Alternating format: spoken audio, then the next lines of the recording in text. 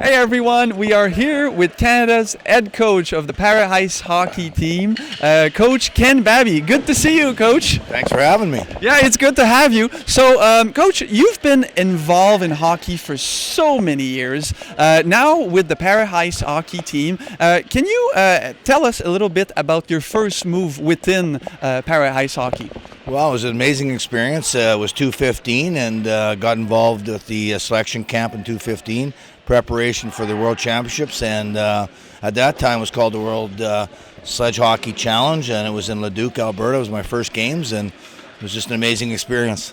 Yeah, very good. So, Coach Babey, sa première expérience, c'était en 2015 avec l'équipe canadienne. Il a eu une longue carrière avec le hockey plus traditionnel et ça a été pour lui un renouveau de pouvoir côtoyer ces athlètes-là en para-hockey. So, can you tell us a little bit about any adjustment that you have to make as a coach for your athletes, being the head coach of the national team in para hockey?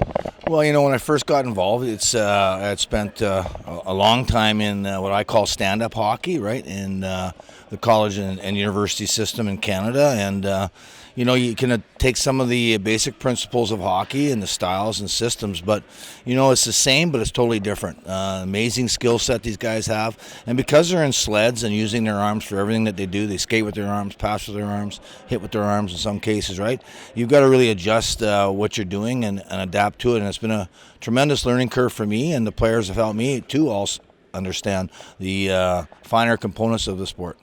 Alors, Coach Babey a dû s'adapter au para-hockey parce que c'est quand même différent du hockey traditionnel comme on le connaît, mais ça a été un bel apprentissage pour Coach.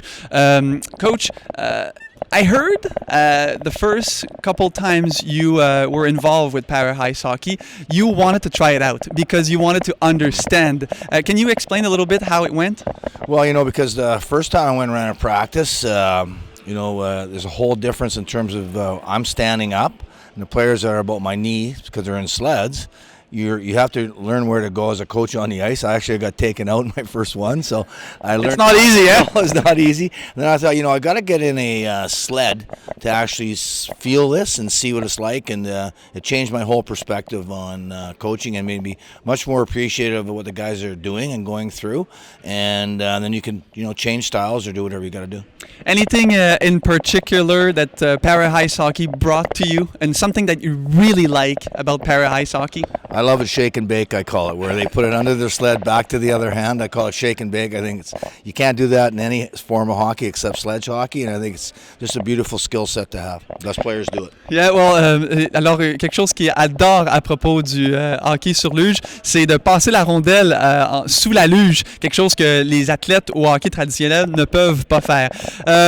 So, being world champion, how did you prepare your team for these worlds?